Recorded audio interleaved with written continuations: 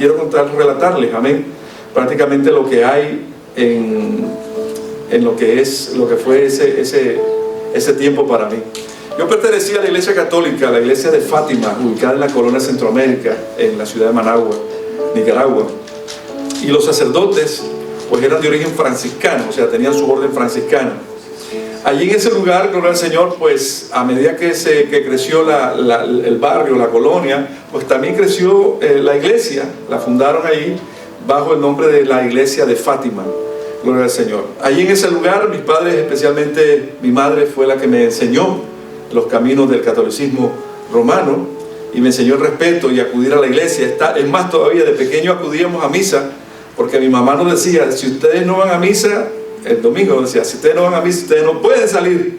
Y entonces habían 3 misas, una a las 7, otra a las 10 y otra a las 5 de la tarde. Y yo aprovechaba y me iba a la misa de la mañana, que dilataba una hora y pico por ahí con todos los rituales que hacía.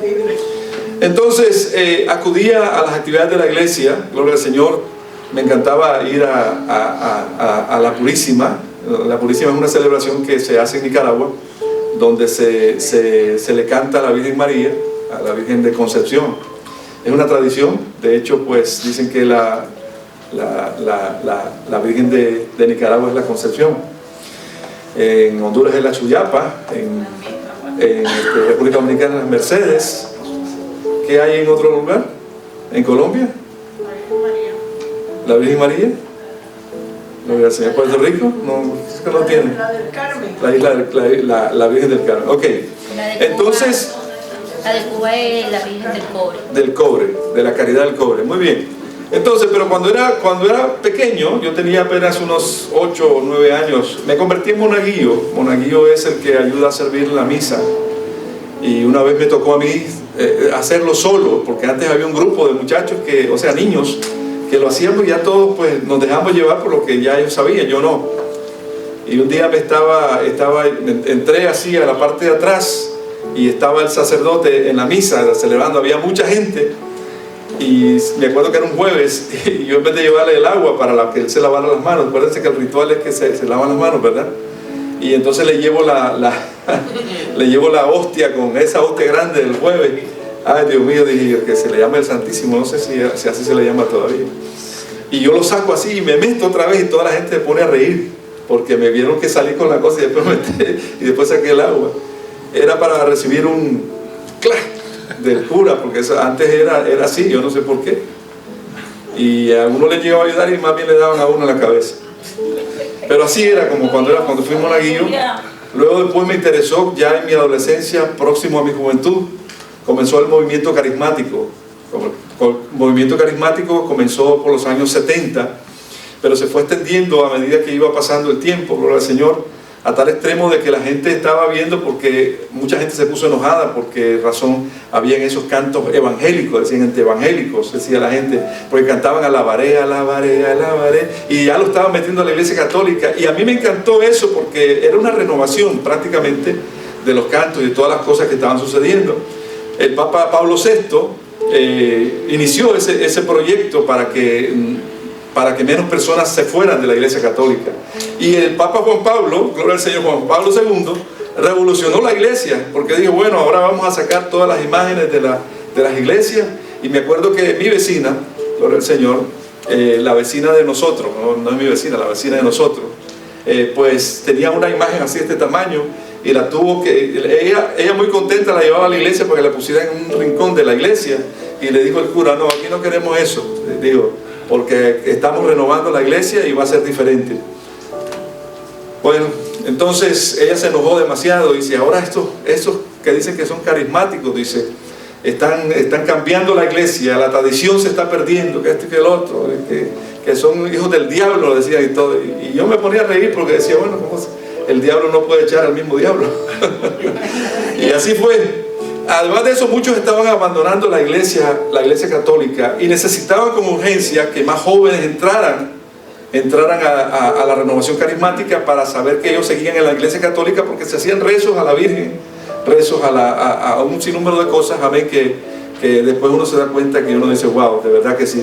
Además, quiero decirle, amados hermanos, que eso fue lo que tocó mi vida, gloria al Señor, para que en el año 1977 yo pues abandoné definitivamente la iglesia a través de una revelación. Amén. Y a través de yo abandoné la iglesia católica y pasé un par de años sin ir a ninguna renovación carismática, todo lo contrario. Hasta que después, en 1977, fue cuando el Señor me rescató y me tiene hasta aquí el día de hoy. Amén. Amén. Durante el tiempo que se ha pasado, nosotros tuvimos, o sea, vamos a decir, la iglesia evangélica tuvo una persecución del cristianismo. El cristianismo sufrió una persecución tan grande, gloria al Señor, después de la muerte de Jesucristo, que ustedes lo saben perfectamente, cómo fueron perseguidas la iglesia primitiva. La iglesia primitiva, no sé si ustedes saben cuando me refiero a la iglesia primitiva. La iglesia primitiva fue la primera iglesia, fue perseguida. No solamente era por personas que tenían otros dioses, o sino por el mismo pueblo judío que no quería saber del Mesías, no quería saber de Cristo ni de nada. Entonces sufrió una persecución tan grande. Entonces, gloria al Señor, a pesar de que se esparció por todas partes, el cristianismo fue perseguido siempre. Entonces, gloria al Señor, en Roma, la iglesia al que el apóstol Pablo había escrito a los romanos, dice la Escritura, amén, escribió con mucha paciencia y que comenzó a funcionar bajo tierra, la iglesia perseguida bajo tierra, porque ya no solamente eran los judíos, sino que también era el mismo gobierno, vamos a decir, la Roma imperial perseguía a los cristianos, y habían masacres y había tantas cosas, gloria al Señor, y ellos pasaron en unas catacumbas debajo de la ciudad de Roma. Una ciudad entera completa hay debajo de Roma, donde está la gente, donde está la muestra de que muchas personas pasaron por ahí siendo cristianos, porque eran perseguidos por más de 300 años, hermano, por más de 300 años. Veremos entonces la conversión del Imperio Romano al cristianismo. El emperador Constantino el Grande, en el año 312, él tiene una batalla, gloria al Señor, en la batalla del puente Milvo. Es un puente, gloria al Señor, que atraviesa, o sea, que es un río que atraviesa parte de Roma, atraviesa esa parte, y hay un puente especial. La hermana Fidelina pasó por ahí, amén, cuando estuvo en Italia, porque ella estuvo en el Vaticano también, fue al Vaticano, aunque no era entrar a otro país, amén, pero sí, pues tuvo la oportunidad de ir por ahí. Y yo le digo, ese es el puente de Milvo, que es el puente que unía los dos lugares, o sea, un acceso especial donde ahora está el Vaticano, donde es otro país, amén, que usted no lo crea, es otro país. Entonces, él estaba viendo, gloria al Señor, que estaba perdiendo la batalla. Él no sabía qué hacer, el emperador Constantino, y de repente tuvo una visión de la cruz, gloria al Señor, y un emblema que decía, eso dice la leyenda, un emblema que decía, con este signo vencerás. Inmediatamente adoptó el cristianismo Constantino el Grande, gloria al Señor, y puso un emblema de la cruz en diferentes lugares, en las puertas de su palacio, en las espadas que usaba, en los escudos de los soldados, y tenía el significado de la cruz muy grande, gloria al Señor, y comenzó a tener paciencia con los que vivían debajo de tierra, gloria al Señor, que eran en las catacumbas, y toleró el cristianismo, bendito sea el nombre del Señor. Admitió el cristianismo para que no fuese perseguido, porque recibían una persecución tremenda. La iglesia comenzó a salir de las catacumbas, amén, pero el paganismo seguía en su apogeo, o sea, siempre había paganismo. El hecho de que ellos salieran, ya no eran perseguidos, pero había todavía el paganismo. Y es aquí donde uno pasa del inicio de la luz, pasa a las tinieblas. El emperador Teodosio, siempre se me confunde la palabra, Teodosio o Todosio, ¿cómo es? Teosodio, esa es la palabra, Teosodio I dice, ven acá un momento, espérate, vamos a unir el cristianismo. El cristianismo es prácticamente vamos a decir, una religión que está funcionando bien, ellos son tremendos, son buena gente. Entonces, la iglesia cristiana se convierte en, gloria al Señor, un punto muy popular, a tal extremo que toda la gente iba a hacerse cristiano. Y muchas personas, para obtener un cargo público, pues se hacían cristianos para que lo admitieran en los cargos públicos. O sea, en otras palabras, gloria al Señor, el mismo Teosodio él mismo da la orden que el cristianismo fuera la religión del Estado. La religión del Estado, gloria al Señor.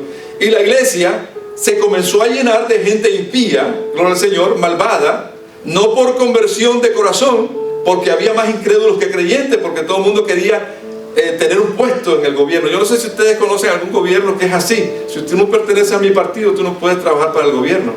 O sea, son cosas ilógicas. Entonces ellos decían, él dijo así, la religión se convierte en la religión del Estado, pero queremos que todos sean cristianos, que declaren su fe cristiana, pero, gloria al Señor, era para su propia destrucción.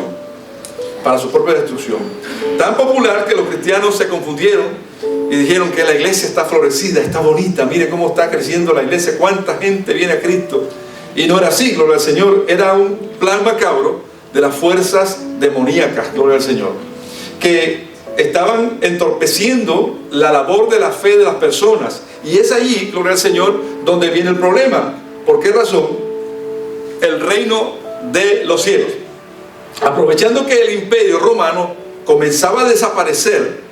Esa es otra historia, yo no puedo contarles esa historia porque es una historia que hay, pero ya el imperio romano comenzaba a desaparecer, comenzaba a desintegrarse, comenzaba a tener síntomas de que ya no era fuerte, gloria al Señor.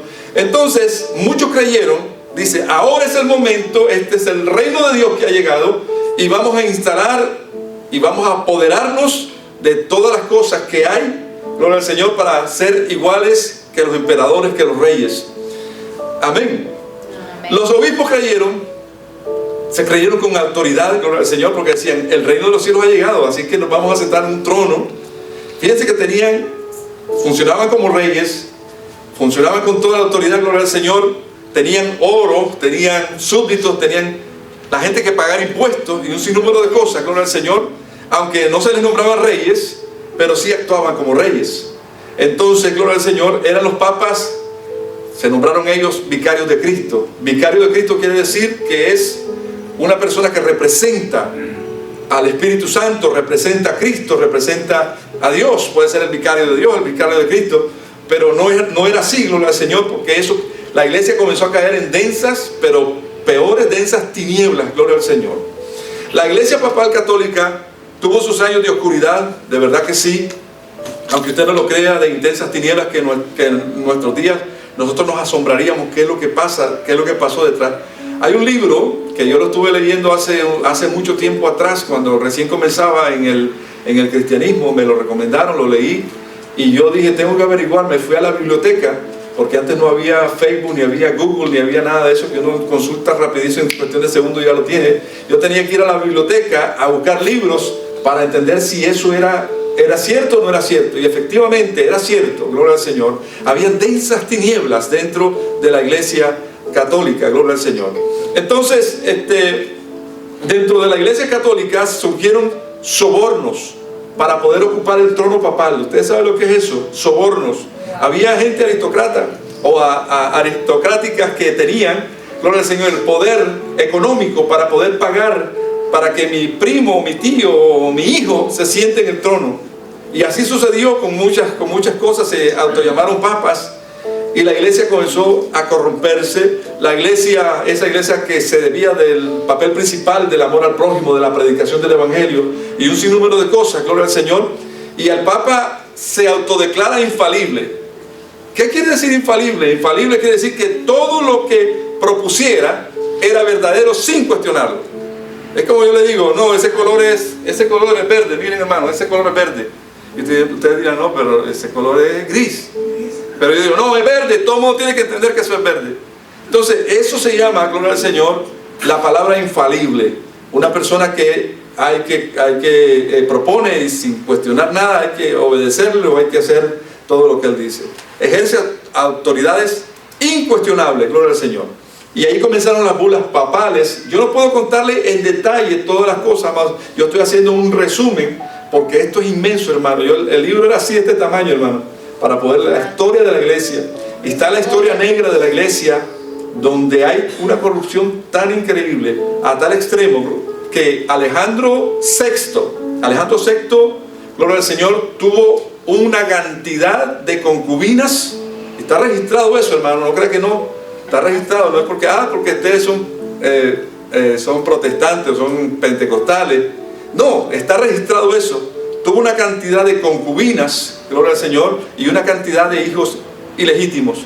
Entre ellas lo que es Lucrecia de Borja, que es una mujer conocida, que los que han estudiado pues saben que fue una mujer que no fue promiscua, pero sí era acusada de muchas cosas. Además de eso vivió con su hermano, una situación bastante terrible.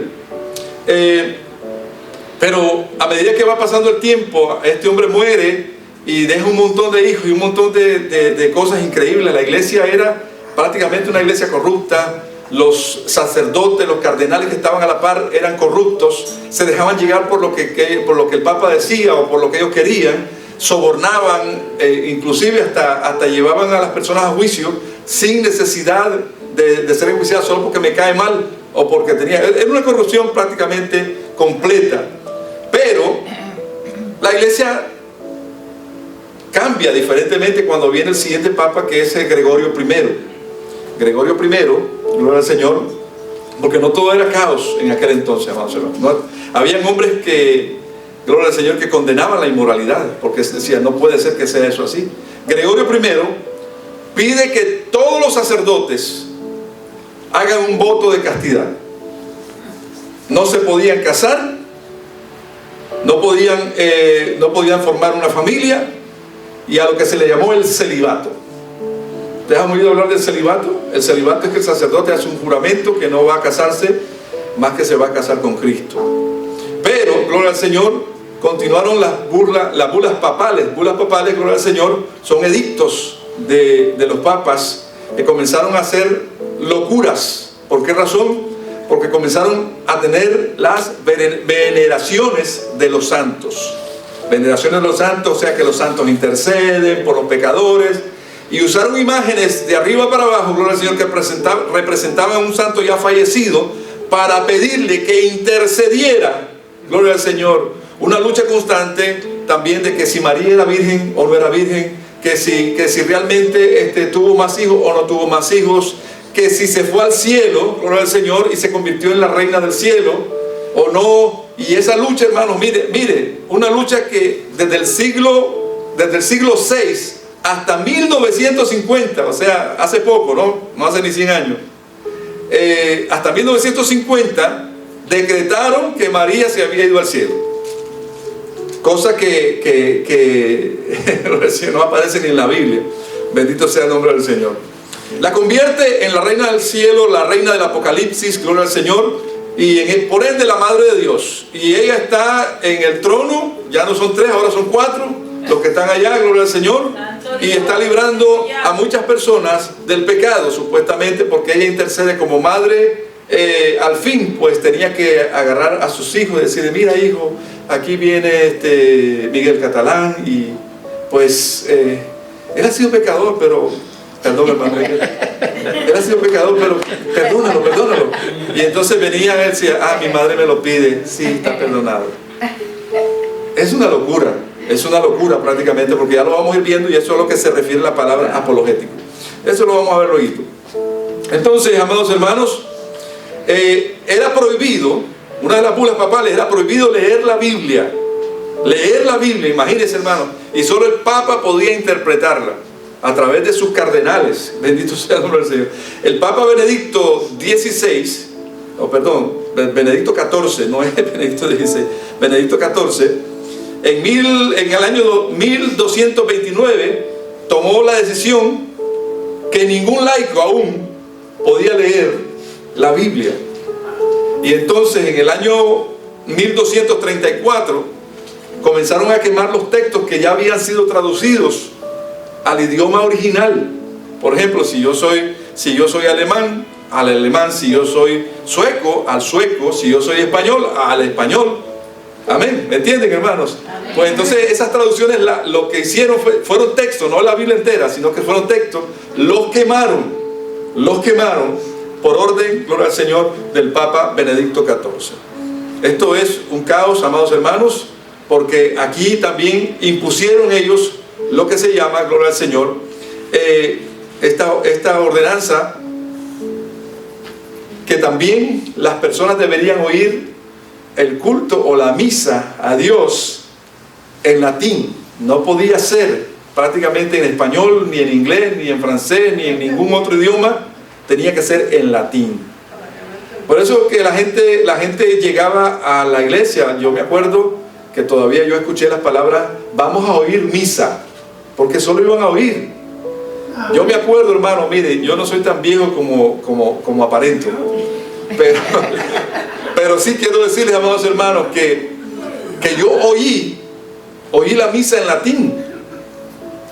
Todavía la gente, o sea, cuando el sacerdote nunca le daba la cara a la gente, estaba de espaldas a la iglesia, de espaldas a la congregación, y lo daba así de espaldas, y todo lo hacía de espaldas, porque uno solo llegaba a oír. ¿A oír qué? No oía nada, porque no había nada. No había lectura bíblica en el idioma, no había nada, y esos cantos casi gregorianos que se ocupaban. En fin, gloria al Señor. Pero Jesús nos indica, este texto tan hermoso, gloria al Señor, que dice de la siguiente manera. Jesús indica, yo también te digo que tú eres Pedro, le dice a Pedro, y sobre esa roca edificaré mi iglesia, y las puertas del Hades no prevalecerán contra ella. Ha pasado el tiempo, amados hermanos, y yo creo que ha habido una reforma, gloria al Señor, aunque ahora el enemigo está volviendo a tomar las cosas, pero yo creo que hubo una reforma, gloria al Señor,